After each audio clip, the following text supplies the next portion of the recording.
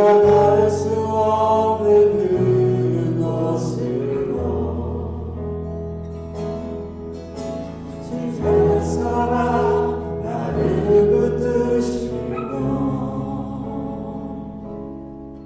세상 끝날까지 인도하시네. 주님만이 내 아픔 아시며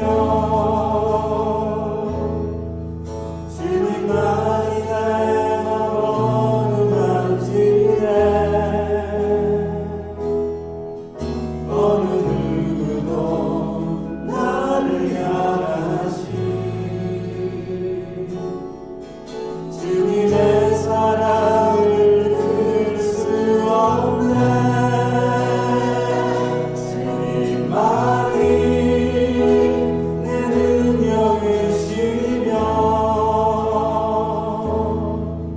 주님만이 나의 구원이시네. 어느 누구도 나를 향하시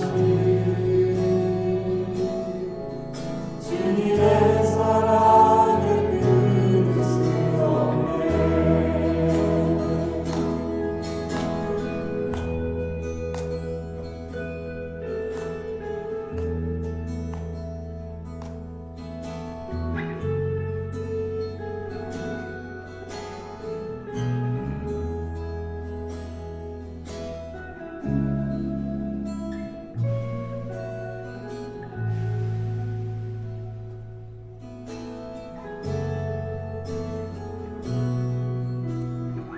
주님의 사랑이 나를 숨쉬게 해. 주 사랑이 나를 숨쉬게 해. 세상 그 어떤 어려움 속에도 주의 사랑 나를 돌보시며 세상 끝날까지 인도하시네. 주님 사랑이 나를 이끄네. 주 사랑이 나를 이끄시네. 내가 갈 수 없는 그곳으로 주의 사랑 나를 붙드시며 세상 끝날까지 인도하시네. 주님만이 내 아픔 아시며 주님만이 내 맘 어루만지네. 어느 누구도 나를 향하시 주님의 사랑을 끊을 수 없네. 주님만이 내 능력이시며 주님만이 나의 구원이시네. 어느 누구도 나를 향하시 주님의 사랑을 끊을 수 없네. 아멘.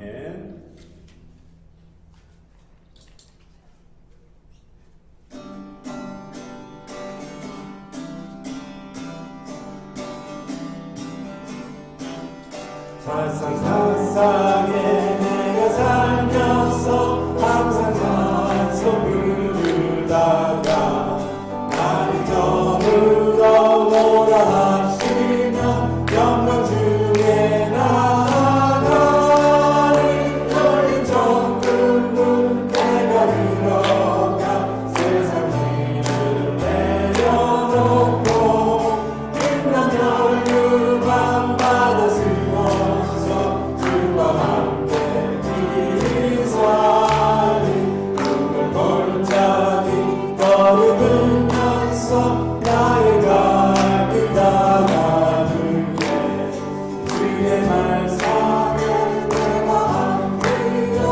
영원토록 살리로다. 열린 천국문 내가 들어가 세상 힘을 내려놓고 인간 멸류관 받아 쓰고서 주와 함께 길이 살리. 나의 가는 길 멀고 험하여 산은 없고 고는 깊어 고난 나의 몸 쉴 것 없어도 동네 나이 맑아오니 열린 천국문 내가 들어가 세상 힘을 내려놓고 빛난 멸류관 받아 쓰고서 주와 함께 길이 살리. 한숨 가시고 죽음 없는 나 사모하며 기다리니 내가 그리려 주를 배울 때 나의 기쁨 넘치리라. 열린 천국문 내가 들어가 세상 짐을 내려놓고 빛난 멸류관 받아 쓰고서 주와 함께 길을 살리.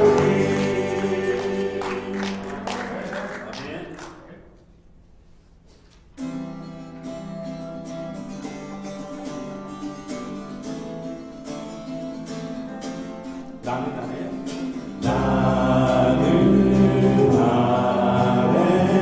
내가 살아가는 이유 우리 되는 것.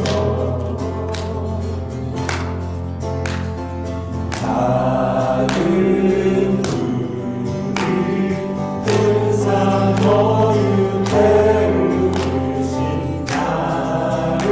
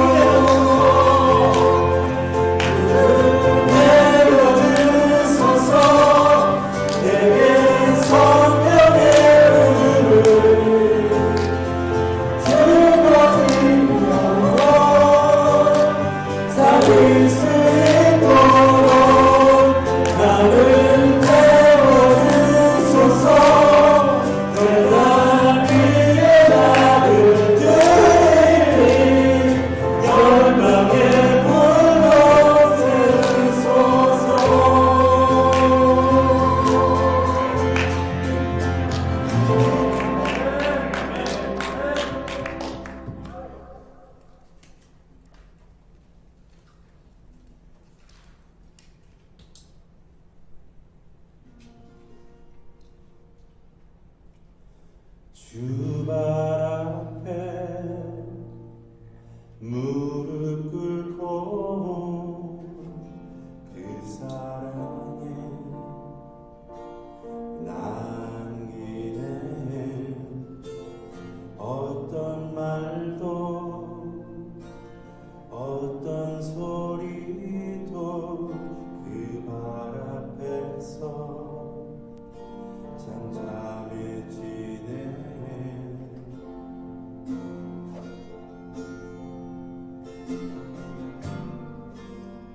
주 나의 사랑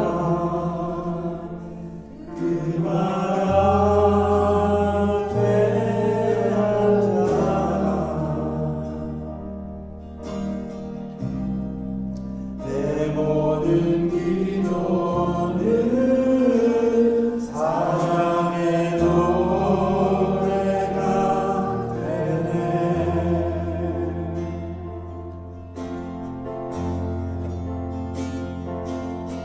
주의 옷자락 만지며 주의 두 발을 씻기며 주님 그 발에 입 맞추며 나의 왕관을 넣으리.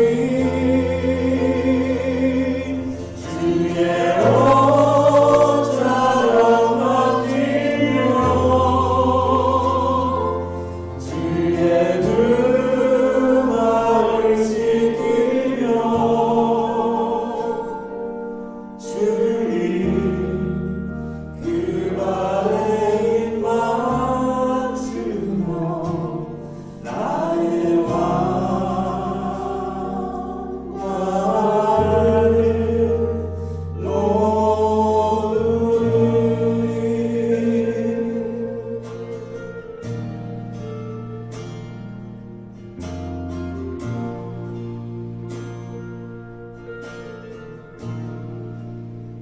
주 발 앞에 주 발 앞에 무릎 꿇고 그 사랑에 남기네. 어떤 말도 그 어떤 소리로 그 발 앞에서 잠잠해지네.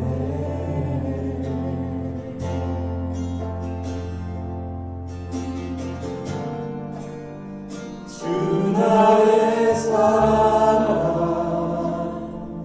그 발 앞에 앉아라.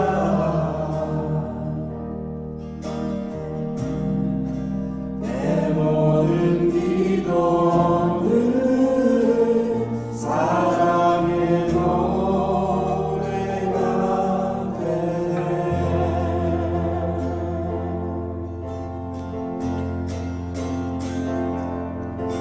주의 옷자락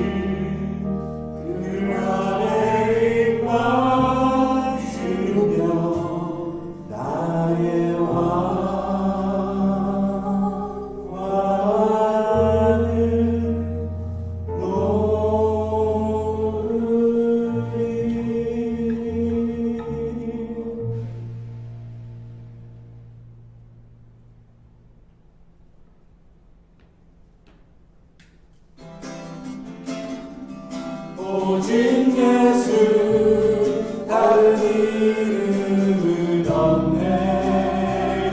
주 이름만 우리에게 주셨네. 오직 예수 다른 이름 없네. 오 영광과 존귀 권세와 찬양 받으실 분 오직 주 예수 오직 예수 다른 이름은 없네. 주 이름만 우리에게 주셨네. 오직 예수 다른 이름은 없네.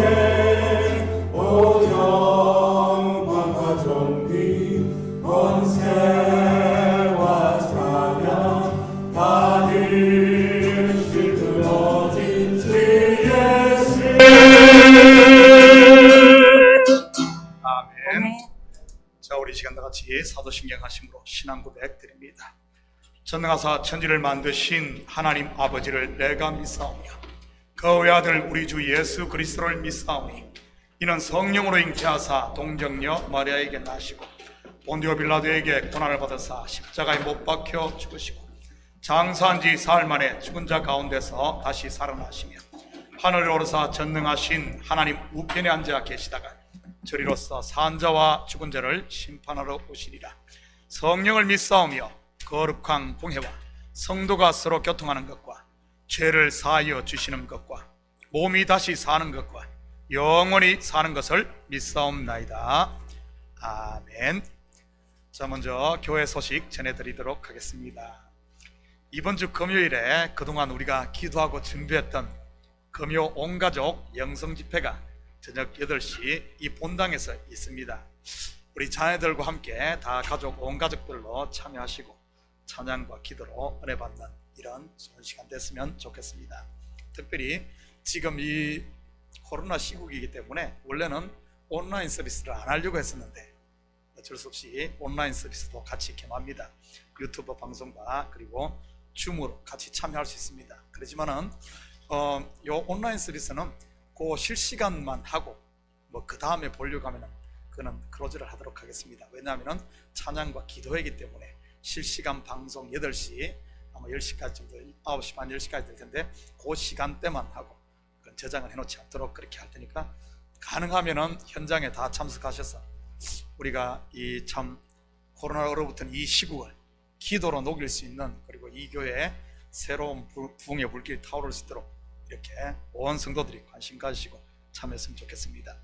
자, 이번 주부터는 그래서 토요 새벽 기도는 쉽니다. 금요 우리 중보기도 우리 기도 모임을 하고 토요일 새벽 예배는 앞으로도 계속해서 쉬도록 하겠습니다. 자, 이번 주에 정교인 성경 읽기는 레위기 11장부터 민수기 10장까지입니다. 혹시 다른 광고 있습니까? 자, 다른 광고 없으면 오늘 우리를 대표해서 이성석 집사님 대표해서 기도 올리시겠습니다.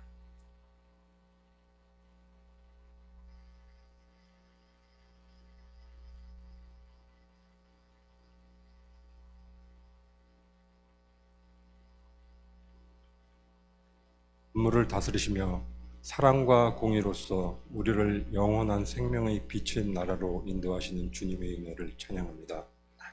동일한 시간과 공간을 살아가는 수많은 사람들이 육신이 원하는 대로 정욕에 사로잡혀 세상에 머물고 있지만 하나님 아버지께서 직접 지명하시고 택정하신 당신의 자녀들인 우리들은 주님의 날에 베풀어지는 하늘로부터 내려오는 영혼의 만찬으로 가득 채워진 잔치에 초청되어 주님과 함께 예배의 향연을 만끽할 수 있도록 은혜 내려주심에 마음을 다하여 진심으로 감사를 드립니다. 아멘.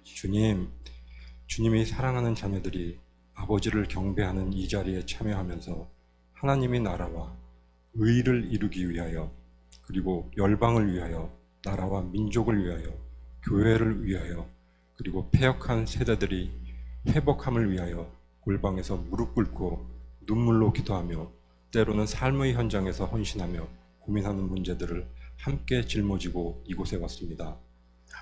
무거운 짐을 짊어진 자들아 다 내게로 오라 하신 우리 주님의 말씀을 의지하여 그 모든 것들을 주님 앞에 내려놓으니 세상의 모든 것들보다 크신 예수님의 능력, 그 주님의 능력으로 그 모든 것을 능히 헤아리시고 주님의 뜻 안에서 협력하여 선을 이루게 하실 것을 믿습니다. 주님, 육신을 입은 우리들은 하나님의 계명을 귀로는 청종하면서도 그 말씀을 예수님처럼 삶의 결과로 이루어내기는 참으로 연약합니다. 주님, 우리 힘으로는 죄의 굴레를 벗어날 수 없음을 주님 앞에 고백하오니 예수님의 도우심으로 우리 자아를 날마다 십자가 위에 못 박을 수 있도록 도와주시옵시고 이 예배를 통하여 우리 속사람이 회복되어 주님 앞에 바로 서게 하실 것을 굳게 믿습니다.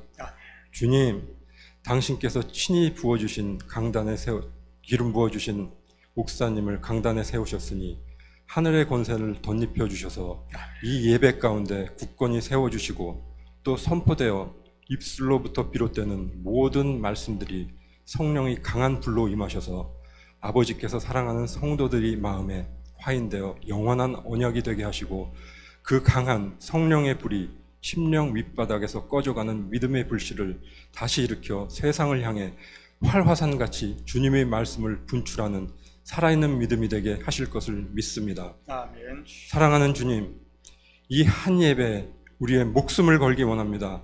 신령과 진정으로 마음과 뜻을 다하여 주님을 경배하기 원합니다. 주님이 온전한 통치를 받아 주님의 시간 속으로 들어가기 원합니다. 이 예배에 천군 천사를 보내주셔서 호위하여 주시고 저 공중 권세 잡은 자들이 이곳을 조금이라도 범접치 못하게 하시길 원합니다. 아멘. 주님의 능력을 힘입어 오로지 좌정하신 주님께 몰입하길 원합니다. 그리하여 이 예배를 통하여 아버지와 우리가 하나가 될 때 독생자를 희생 제물로 주신 우리에 대한 주님의 사랑을 만분의 일이라도 헤아려 우리의 삶이 온전히 주님 것임을 입술로 고백하는 주님의 자녀가 되게 하여 주시옵소서. 아멘. 오로지 이 예배에 주님만 드러나길 원합니다. 주님만 홀로 영광 받으시옵소서. 아버지의 펼치신 강한 팔 안에서 평강과 화평한 가운데 본 예배를 이끌어 주실 것을 믿사오며 지금도 살아서 이곳에서 역사하시는 온 우주의 하나뿐인 그 이름 우리 주 예수 그리스도 이름으로 간절히 기도드립니다. 아멘. 아멘.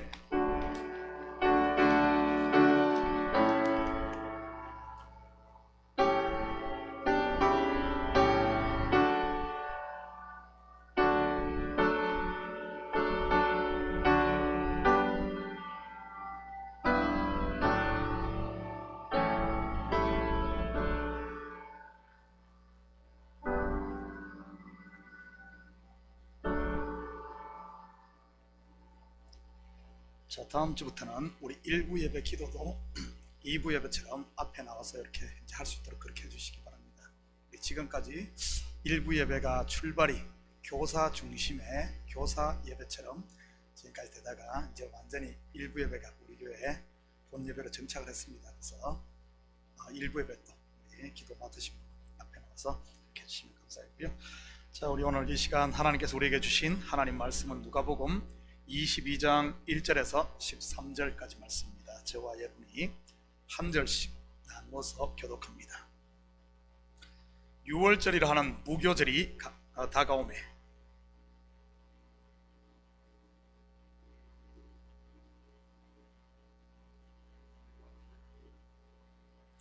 열둘 중에 하나인 가룟신이라 부르는 유다에게 사탄이 들어가니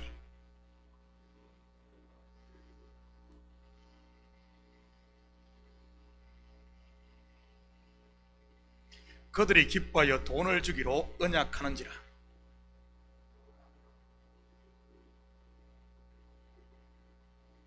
유월절 양을 잡을 무교절 날이 이른지라.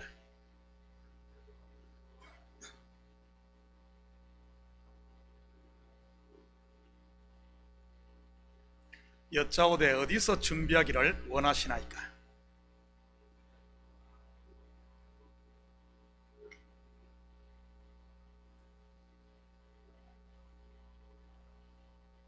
그 집 주인에게 이르되 선생님이 내게 하는 말씀이 내가 내 제자들과 함께 유월절을 먹을 객실이 어디 있느냐 하더이다 하라.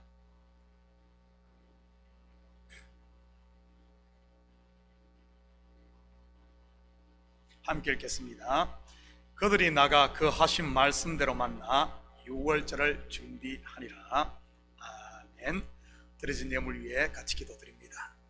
사랑의 아버지 하나님, 참으로 감사드립니다. 지난 한 주간도 저희들 일할 수 있는 터전 주시고 일할 수 있는 건강 주셔서 열심히 땀 흘리게 하시고 그 열매를 거두게 하신 하나님, 이 시간 우리의 마음을 담고 정성을 담은 예물을 주님 앞에 올려드립니다. 11조로 드립니다. 감사 예물로 드립니다. 주일 예물, 선교 예물로 드립니다. 드린 손길마다 복되게 하시고 저들의 소망을 땅에 두는 것이 아니라 하늘에 두고 이 어려운 세태를 능히 이겨갈 수 있도록 우리 주님 축복하여 주시옵소서. 복설로 말미암아 여러 가지 어려움이 있지만은 불평 불만보다는 감사한 마음으로 살게 하시고 항상 우리 성도들의 안전을 지키시고 특별히 가정에 주님의 사랑이 끊이지 않도록 충만하게 흘러넘치게 부어 주시옵소서. 삶의 터전마다 복되게 하시고 저들이 손으로 하는 일마다 아버지 하나님 형통의 복을 누릴 수 있도록 우리 주님 도와주시옵소서. 물질 때문에 고민하지 않도록 주님 붙드시고 꾸어줄지언정 꾸려간 일 없도록 저들의 물질 창고가 항상 풍성하게 차고 넘치게 주님 붙들어 주시옵소서. 특별히 우리 공부하는 자애들 지혜와 명철을 다하시고 참 어려운 세태 가운데서도 저들이 아버지 하나님 갈 길을 놓치지 아니하고 주님을 향해 꿋꿋이 걸어가는 저들 발걸음 되게 도와주시옵소서. 악한 것들 틈 못하게 하시고 좋은 친구들 붙이시고 아버지 하나님 저들의 아버지 하나님 삶의 영역마다 우리 주께서 능력의 장중에 품어주실 뿐만 아니라 눈동자와 같이 보호하여 주시옵소서. 그래야 저들 속에 있는 꿈들을 마음껏 펼쳐 하나님의 기쁨이 되고 교회의 기쁨이 되고 가정과 이 사회의 기쁨이 되는 우리 자녀들 되게 도와주시옵소서. 이 예물이 쓰이는 곳마다 주의 영광 드러나게 하시고 영혼 구령사업과 선교사역과 구제사역에 온전히 쓰일 줄 믿사오며 이 모든 말씀 예수님의 이름으로 기도드립니다. 아멘. 좋은 아침입니다. 요즘 사회적으로 많은 이슈가 되는 것 중에 하나가 이 왕따 문제입니다. 영어로는 왕따시키는 사람을 bully, 왕따라는 행위 그 자체를 bullying, 그리고 왕따 당하다를 bebulled,라고 하지. 그래서 나 왕따 당했어 라는 표현을 하고 싶다면 I am bullied 하면 됩니다. 이것이 직장에서 일어나면 직장 내 따돌림이라고 하고 학교에서 일어나면 학내 폭력과도 연결되는 경우가 많지요. 자녀를 한두 명밖에 낳지 않는 요즘에야 가정에서는 별로 이런 일이 없지만 제가 자랄 때만 해도 가정 내에서도 이런 일이 종종 있었습니다. 저 때만 해도 한 가정에 5은 미니멈 아니었습니까? 5만 돼도 꼭 문제가 한두 명씩 있게 마련이고 형제들 사이에도 이런 왕따가 있었습니다. 성경에도 보면 요셉이 형제들에게 왕따 당했지요. 이것은 동네에도 있었던 것 같습니다. 좀 모자라는 아이를 괴롭히는 집단 따돌림 말이지. 그렇다면 사람 사는 사회에 왜 이런 일이 일어나는 것일까요? 프랑스의 유명한 사상가인 르네 지라르에 의하면 인간 사회는 예외 없이 모두 자신의 유지와 생존, 나아가 안정과 번영을 위해 사회 구성원들 중 일부를 희생양으로 삼는다고 했습니다. 이 희생양이 요즘 언어로 하면은 이 왕따 아닙니까? 이러한 희생양은 다수의 사회 구성원들과는 뭔가 조금 다른, 그러면서 약자여야만 하지. 그러면서 사회에 불안정한 요소가 생기면 그 잘못을 희생양에게 덮어 씌움으로써 그 위기를 극복하고 넘어가곤 했습니다.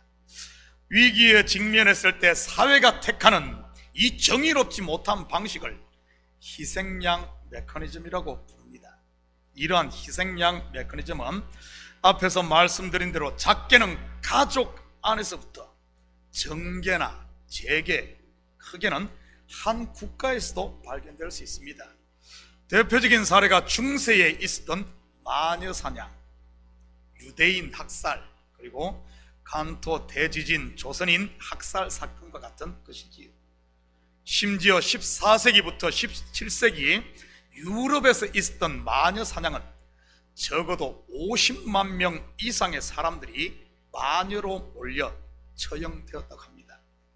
사실 예수님께서도 유대인들에 의해 어린 양, 희생양 메커니즘으로 죽었던 것 아닙니까?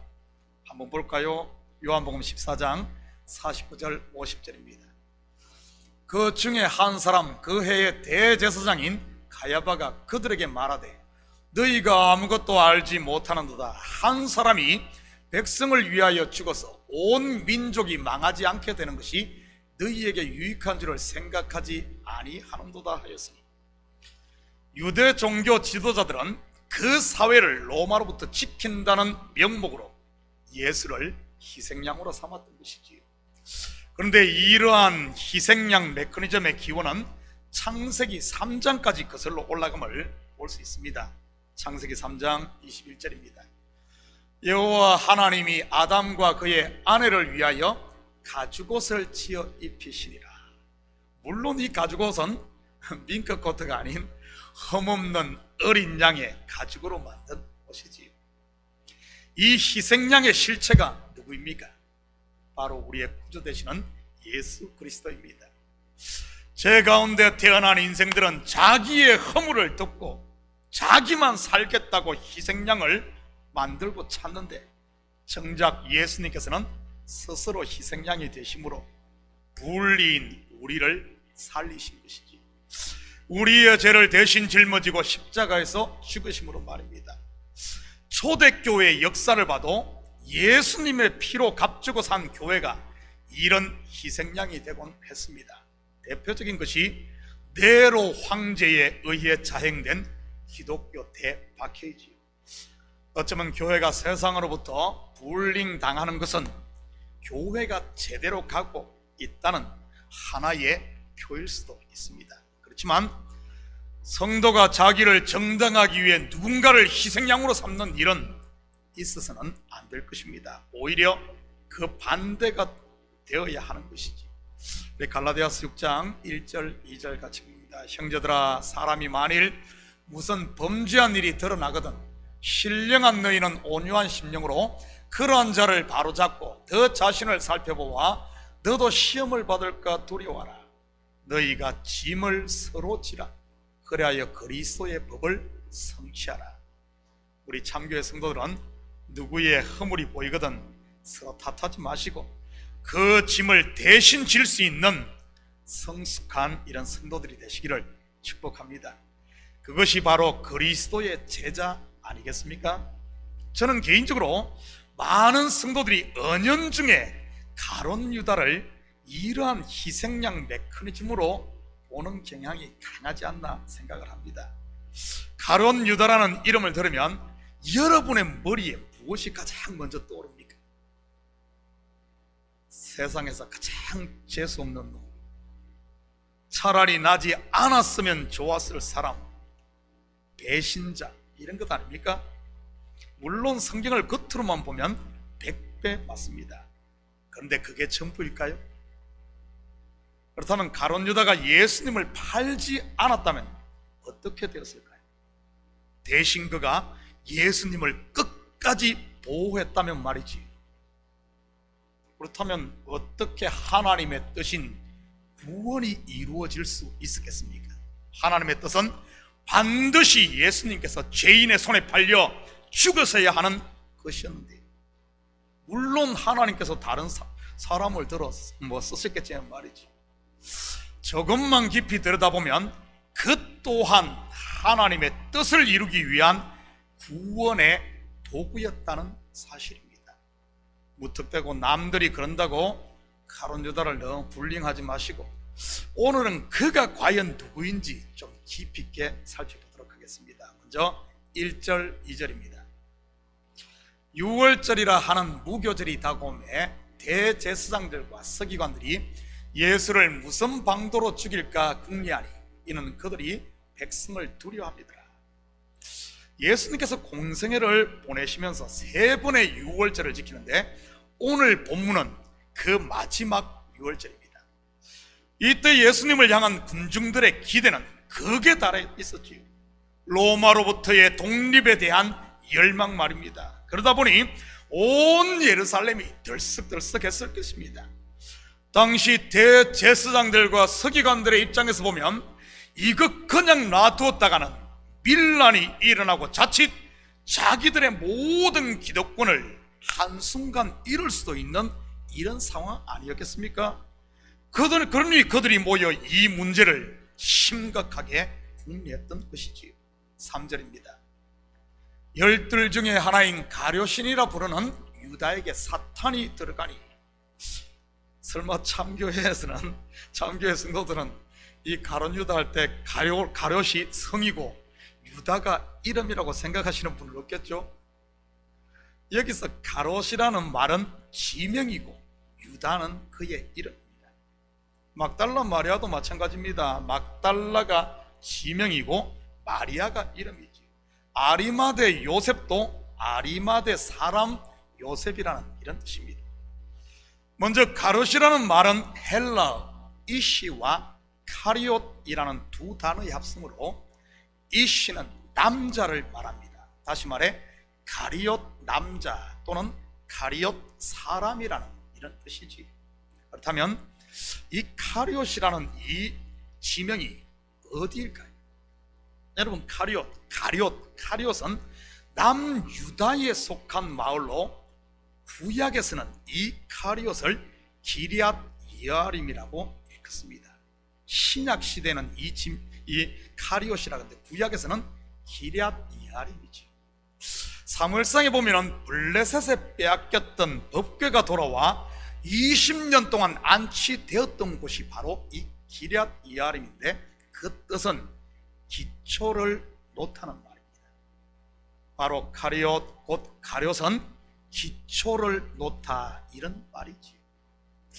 그리고 유다는 여러분도 다 알다시피 찬송이라는 뜻으로 예수님도 혈통적으로는 유다 지파에서 나셨습니다. 가론 유다 즉 찬송의 기초를 놓다 또는 찬송 받으실 분의 기초를 놓다 이런 뜻입니다.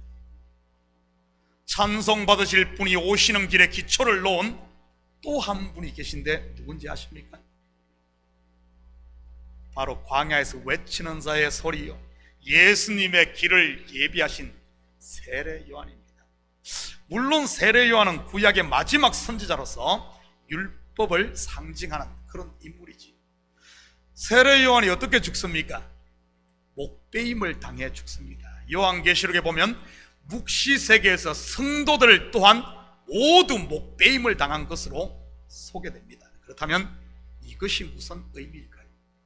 성도는 반드시 자기의 머리가 잘리고 대신 그리스도가 머리가 되어야 한다는 이런 말이지요. 그래서 사도 바울은 고린도전서에서 교회의 머리를 그리스도라고 했던 것이고요. 성경을 문자로만 보면 큰일 납니다. 그래서 무식한 사람들이 막 목 잘려 천국 가겠다고 ISIS 가입하고 탈레반에 들어가는 것 아닙니까? 어디 갈 생각 마시고 여러분의 삶의 현장에서 하루하루를 감사하며 믿음으로 사시기를 축복합니다. 그러면 그리스도가 여러분의 머리가 되니까요. 그렇다면 가룟 유다는 어떻게 죽습니까? 목을 매는데 배가 터져 죽지요. 목을 매는데 어떻게 배가 터지죠? 여러분 좀 이상하지 않나요? 단순히 비참하게 죽었다는 것을 강조하기 위해 그렇게 성경이 기록된 것일까요? 아닙니다. 성경은 단어 하나하나에도 다 뜻을 가지고 기록되었다는 사실을 기억하시기 바랍니다. 그렇다면 배가 터져 죽었다는 의미가 무엇일까요? 성경에서 배는 무엇을 말하죠? 사도 바울은 빌립보서에서 은혜의 자리를 떠나 육체를 의지하던 율법주의에 물든 사람들을 향해 그들의 배는 신이라고 이야기하고 있습니다. 배를 신으로 삼는다는 말은 곧 그리스도의 의를 버리고 자기 의를 쌓고 있다는 이런 말이지요. 하나님의 은혜를 자기 자랑거리로 삼는다는 이런 뜻이 배를 신으로 삼는다는 말입니다. 말씀을 듣고 가슴으로 그것이 들어가면 생명 양식이 되지만 배로 들어가면 배설물이 된다는 사실입니다.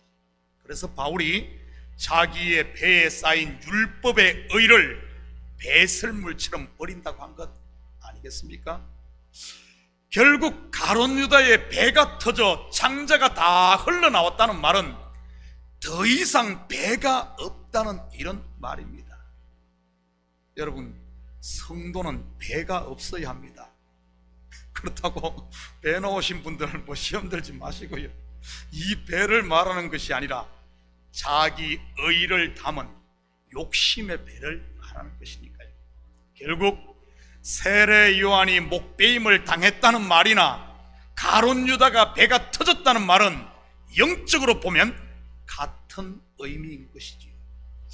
계속해서 우리 가룟 유다가 누구인지 좀 더 살펴보십시다. 그러면서 성경은 가룟 유다를 12 중에 하나라고 소개를 합니다. 여기서 12 중에 하나 할 때 이 하나라는 단어가 아리트모스인데, 이 단어는 아이로에서 온 단어로 들어 올린다 이런 뜻입니다. 12 중에 하나, 들어 올린다.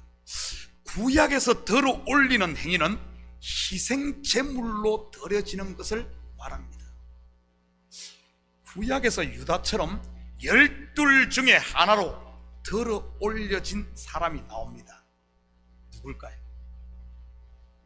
바로 12 아들 중 하나인 요셉입니다. 형들의 손에 의해 구덩이에서 들어 올려져 애굽에 종으로 팔린 요셉 말이지. 그 또한 기럇 여아림, 가룟 즉 기초를 놓은 자였습니다.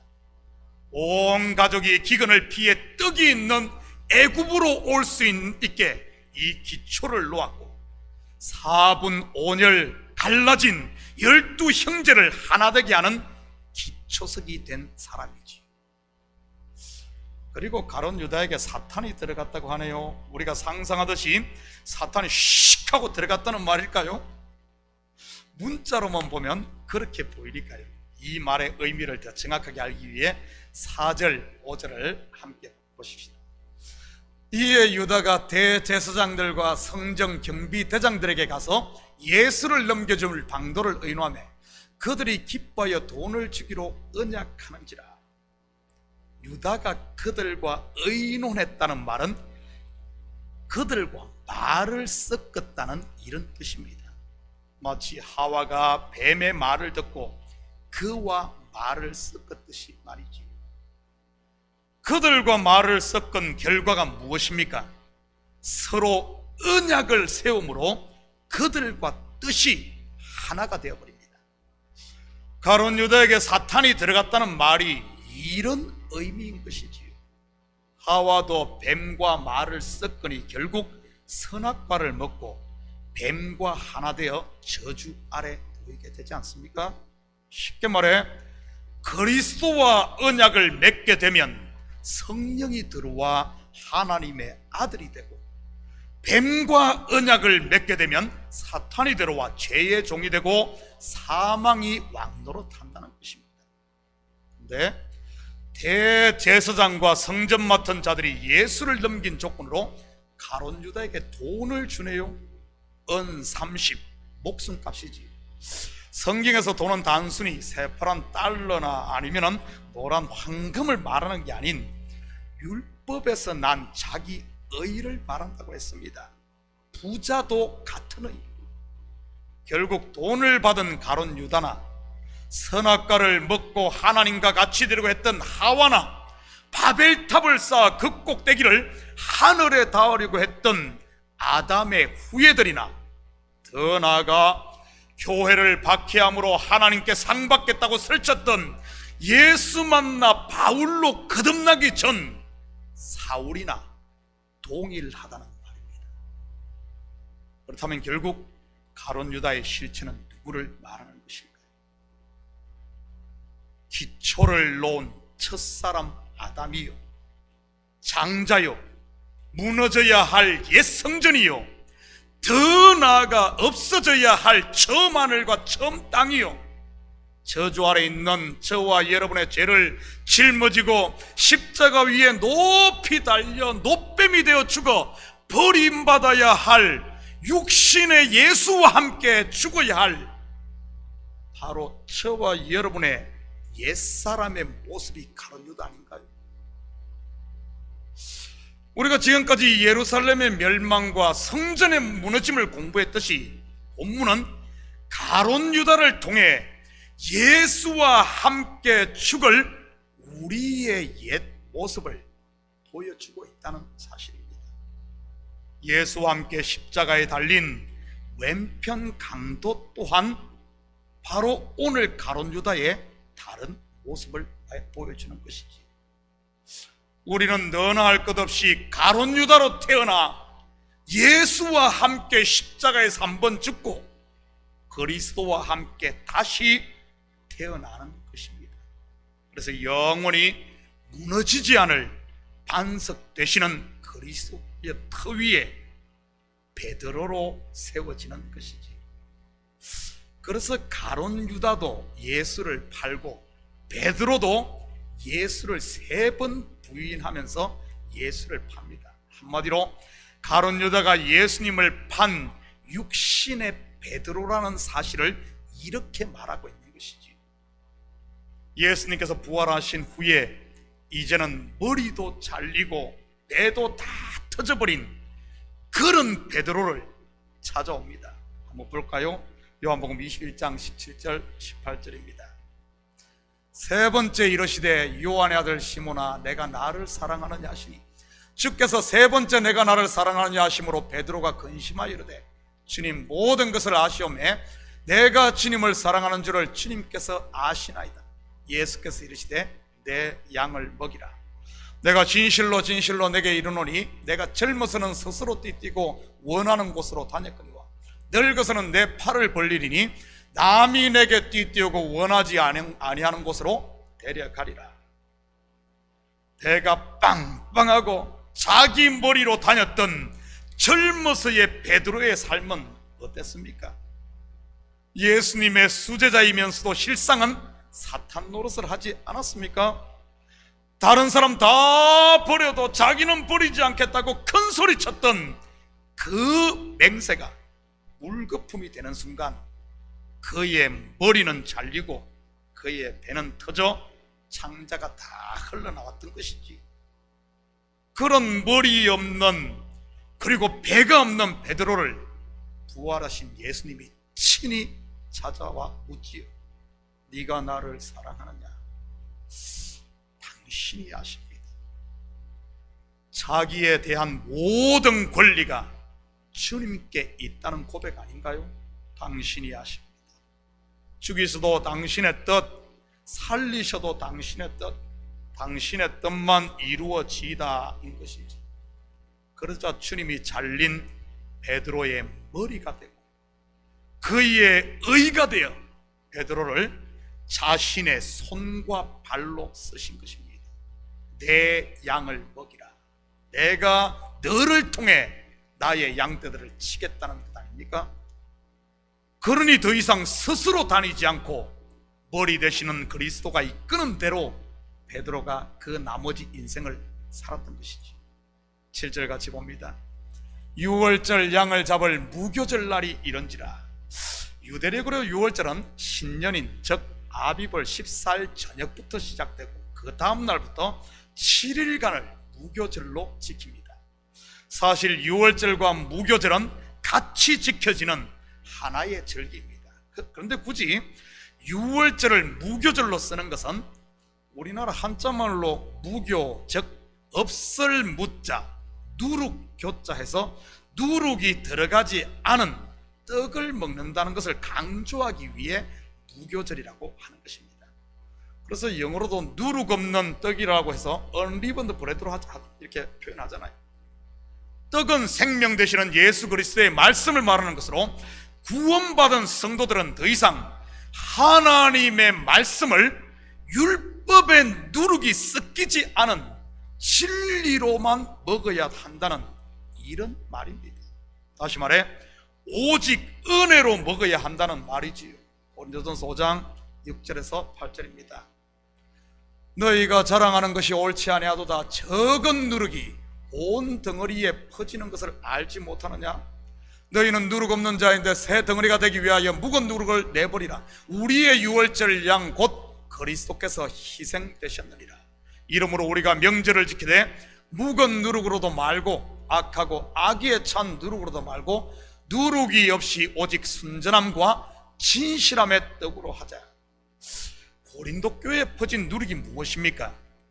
은혜로 시작된, 복음으로 시작된 교회가 율법으로 돌아간 것 아닙니까? 그 결과로 나타난 것이 바로 서로 머리가 되겠다고 바울파, 아볼로파, 게바파, 그리스도파 하며 당을 지어 분쟁한 것이고요. 그러니 사사건건 터집을 잡아 싸웠던 것입니다. 쉽게 말해 내가 하면 로맨스고 네가 하면 불륜인 것처럼 이렇게들 취급을 했지요. 그러다 보니 나중에는 처녀가 시집 갔다고 싸우고 또 시집 안 갔다고 싸우고 별것 가지고 다 싸움을 합니다. 방언이 세다, 예언이 세다며 은사 가지고도 쌈박질을 했지요. 무슨 싸움닭도 아니고 교회가 이게 뭡니까? 그렇다고 치고받고 이렇게 한 싸움도 아닙니다. 전부 이 말을 가지고 쌈질을 했던 것이지요. 이게 바로 누룩 섞인 빵이요, 사단과 말을 섞은 가롯 유다의 모습 아닌가요? 옛날로 돌아간 모습 말이지요. 은혜 안에 있어야 할 성도들이 율법과 말을 섞어버린, 누룩이 섞여버린 그 모습. 혹시 내 속에 이러한 자기의, 자기 자랑이 있다면 빨리 이거 대제게나 갖다 줘버리시기 바랍니다. 빨리 잡아먹고 실컷 먹으라고 말이지. 이런 것이 빨리 돼지가처럼 많이 먹고 빨리 배가 터져야지 뭐가 해결이 되는 것도 아닙니까? 아니면 사도 바울처럼 병기에 놓고 플러시 해버리던가요? 그런 거 다 배설물이니까요. 그래야 똥냄새 풍기지 않고 성도가 향기 풍길 수 있으니까요. 그때 예수님께서는 베드로와 요한을 보내 제자들과 함께 먹을 유월절을 준비하게 합니다. 9절 10절입니다. 여짜오되 어디서 준비하기를 원하시나이까? 이르시되 보라, 너희가 성내로 들어가면 물 한 동이를 가지고 가는 사람을 만나리니 그가 들어가는 집으로 따라 들어가서. 참으로 난감한 대답처럼 느껴지지 않습니까? 성내란 예루살렘 성내를 말하는 것으로 유월절이 되면 절기를 지키기 위해 전국 각지에서 모여든 사람들로 이 예루살렘은 대목을 만나 인산인해를 이루고 있을 텐데 말이죠. 어떻게 그 물동이 들고 한 사람 만나면 어떻게 그거 찾습니까? 그런데 여기서 주목할 단어가 바로 물 한 동이를 가지고 가는 사람 할 때 이 사람이라는 단어인데, 이 사람은 남성 명사로 쓰여 있습니다. 물동이를 든 남자라는 이런 뜻입니다. 당시 문화에서 물을 깃는 일은 주로 대부분 여인들이 했지요. 유월절을 눈앞에 두고 남자가 물을 깃는 것은 단순히 밥에 먹기 위함이 아닌 정결 예식을 위한 것이었는데, 이 말은 그 사람이 독신이라는 이런 의미입니다. 당시 문화에서 명절을 앞두고 남자가 물을 깃는 사람이라면 그 당시 사람들은 그들이 누군 줄 알았습니다. 바로 에세네파 사람들이지. 이들은 주로 광야에서 공동체 생활을 했었는데 대표적인 곳이 바로 쿰란 공동체입니다. 세례 요한도 이 에세네파 출신이었을 것으로 신학자들은 추측을 합니다. 이들은 하나님이 보내실 메시아를 기다리며 철저하게 자기를 정결하게 하며 금욕 생활을 했던 사람들로서 당시 기득권을 가지고 있던 바리새파나 사두개파와는 달리 그 수가 많지 않은 소수였습니다. 그러기에 그들은 광야에서 생활하다가 유월절, 초막절 아니면 이런 절기가 되면 예루살렘에 와서 명절을 성전에서 지켰죠. 한마디로 이들은 유대 사회 속에서도 소외되고 잊혀진 왕따와 같은 이런 존재들이었습니다. 그리고 그들은 광야에서 무소유로 살았죠. 함께 공동체 생활하고 있죠. 세례 요한 또한 낙타 트롯을 입고 메뚜기와 석청을 먹었다고 소개하고 있지 않습니까? 여러분, 그걸 또 우리식으로 해서 뭐 건강식을 했다고 이런 식으로 가면 안 됩니다. 그렇다면 왜 예수님은 굳이 베드로와 요한에게 물 한 동이를 가지고 가는 남자를 따라 들어가서 유월절을 준비하라고 한 것일까요? 여기에는 상징적인 의미가 또 있기 때문입니다. 성경에서 물은 언약, 말씀 또는 성령을 말하지 않습니까? 물 한 동이를 가진 사람이란 비록 세상에서는 소외되고 왕따이고 사람들이 알아주지 않는 그런 사람일지라도 그 속에 말씀이 있고 언약을 붙들고 있는, 언약 아래 있는 사람이라는 이런 뜻입니다.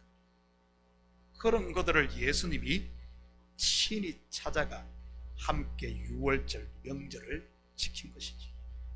마치 애굽에서 430년을 종살이하며 소외되었던 자기 백성 이스라엘을 하나님이 찾아간 것과 같은 것이지.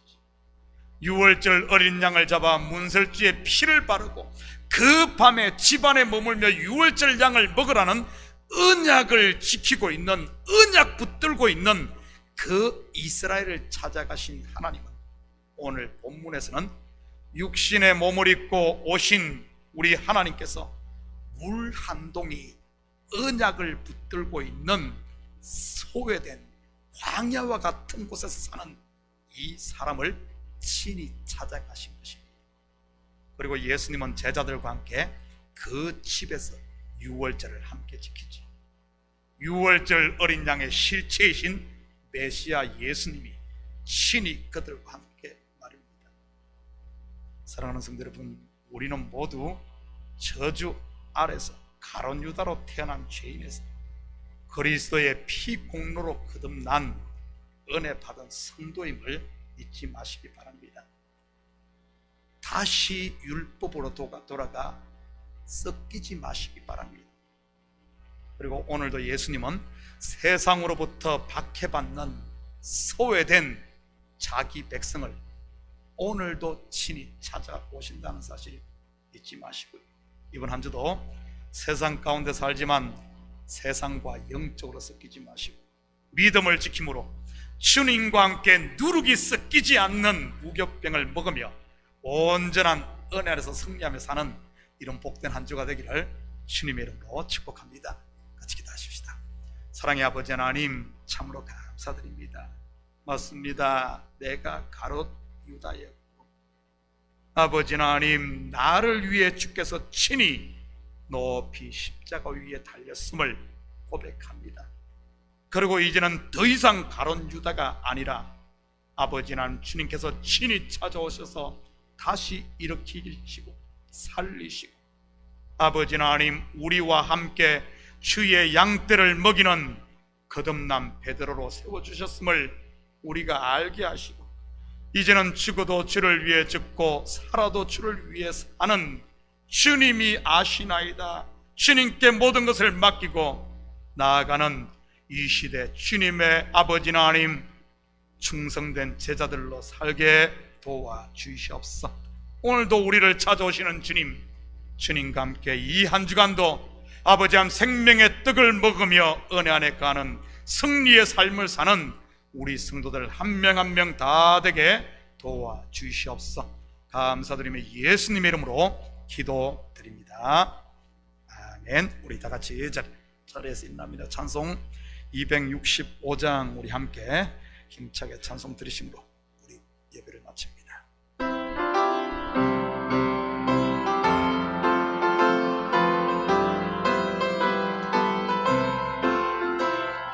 주 십자가를 지심으로 죄인을 구속하셨으니 그 피를 보고 믿는 자는 주님의 진노 면하겠네.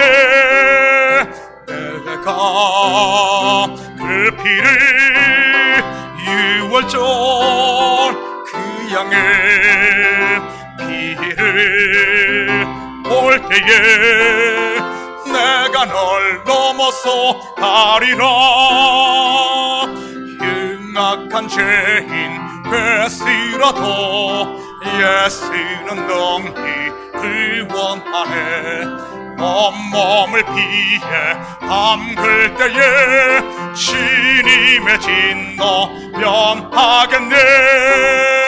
내가 그 피를 유월절 그 양의 피를 볼 때에 내가 늘 넘어서 가리라.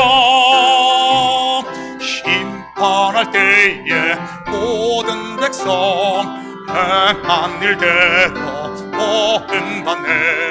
주님의 피로 죄 씻으며 주님의 진노 면하겠네. 내가 그 피를 유월절 그 양의 피를 볼 때에 내가 널 넘어서 가리라. 주님의 사랑 크신 은혜 보혈의 능력 의지하세. 심판의 불이 내릴 때에 주님의 진노 명하겠네. 내가 그 피를 유월절 그 양의 피를 볼 때에 내가 늘 넘어서 가리라. 아멘. 이제는 우리 주 예수 그리스도의 은혜와 하나님 아버지의 무한대하신 사랑하심과 성령님의 감화 감동 충만 역사 위로하심이 거듭난 성도로서 이제는 더 이상 세상과 말을 섞지 아니하고 세상과 타협하지 아니하며 온전히 누룩 없는 떡을 먹으며 참으로 그리스도를 머리로 이제는 나를 위해 사는 것이 아니라 주를 위해 살며 이 땅에서 작은 예수로 그리스도의 정인으로 제자로 살길 원하는 사랑하는 성도들 머리 위에, 저들 가정 위에와 사업 위에, 그리고 고국에 두고 온 부모 형제들 머리 위에 이제로부터 영원토록 함께 있을지어다. 아멘.